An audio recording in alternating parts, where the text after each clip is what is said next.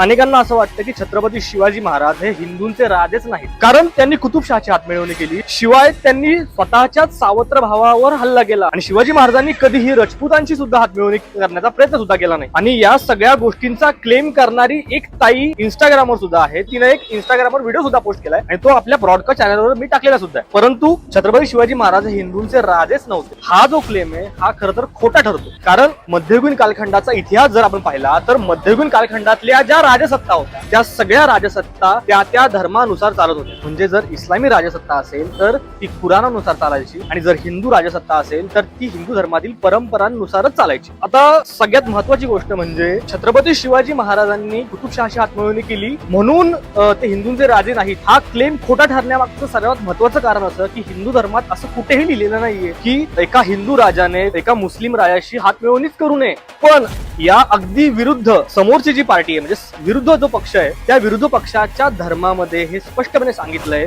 की तुम्हाला जगण्याचा अधिकारच नाहीये जर तुम्ही मुस्लिम नसाल तर. म्हणजे या गोष्टीवर एक गोष्ट स्पष्ट होते की धर्मयुद्ध जे होतं ते धर्मयुद्ध समोरच्या पक्षाने सुरू केलं होतं आणि त्या धर्मयुद्धाला विरोध करणं किंवा त्या धर्मयुद्धाला प्रतिकार करण्याचं काम शिवाजी महाराजांनी केलं. म्हणजे त्यांनी जर त्यांचा धर्म आपल्यावर लादला नसता तर छत्रपती शिवाजी महाराजांना हा खडाडूक करण्याची गरजच भासली नसती. आता प्रश्न असा की कुतुबशहाशी महाराजांनी हातमिळवणी का केली, तर कुतुबशहा हा छत्रपती शिवाजी महाराजांचा ऐकतोय, शिवाजी महाराजांना तो खंडणी देतोय, महाराजांना तो छत्रपती मानतोय. आणि सर्वात महत्वाची गोष्ट म्हणजे दक्षिण दिग्विजयावेळी या कुतुबशहाने खूप मोठी मदत छत्रपती शिवाजी महाराजांना केली. इतक्या सगळ्या गोष्टी असताना छत्रपती शिवाजी महाराज त्याच्याशी हातमिळवणी का करणार नाही, कारण हा राजकारणाचा एक भाग आहे. आणि याशिवाय कुतुबशहाचे जे दोन मोठे मंत्री आहेत मादन्ना आणि अक्कन्ना हे हिंदू आहेत. आता छत्रपती शिवाजी महाराजांना उत्तरेतून जे सगळ्यात मोठं संकट येणार होतं औरंगजेबाचं, त्याच्याशी लढण्यासाठी या दक्षिणेतल्या सगळ्या सत्तांना एकत्र राहण्याचं होतं आणि त्यासाठी छत्रपती शिवाजी महाराजांनी व्यंकोजी राजांना सुद्धा पत्र पाठवलं होतं सोबत येण्यासाठी. परंतु व्यंकोजी राजे विजापूरकरांसोबत गेले, ज्या विजापूरकरांना छत्रपती शिवाजी महाराज मान्य नव्हते, त्यामुळे व्यंकोजी राजांसोबत सुद्धा युद्ध अटळ होतं. आता तिसरा आणखीन एक क्लेम म्हणजे की छत्रपती शिवाजी महाराजांनी कधीही राजपुतांची हातमिळवणी केली नाही, तर महाराजा छत्रसाल